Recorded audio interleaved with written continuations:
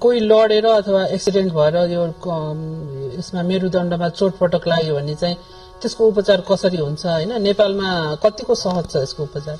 अब मेन कुरा हामीले मेरुदण्डको फ्र्याक्चरहरू भयो हैन, त्यो सँगसँगै भित्र स्पाइनल कर्डको इन्जुरी हैन, त्यो पनि हुन सक्छ।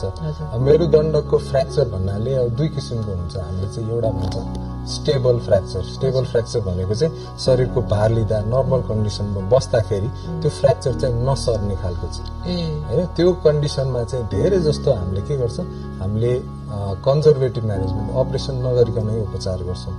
तर कति कन्डिसनमा चाहिँ अनस्टेबल फ्र्याक्चर हुन्छ, जुन चाहिँ शरीरको भार लिँदाखेरि मात्र यता बिरामीलाई यता फर्काउँदा त्यो फ्र्याक्चर सर्छ।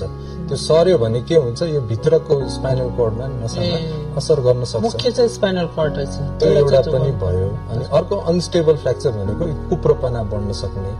कुप्रोपना धेरै नै भयो भने पछि ढाडहरुमा असर गर्ने हुन्छ, पेन भइराख्ने, अरू समस्या निम्त्याउन सक्छ हैन।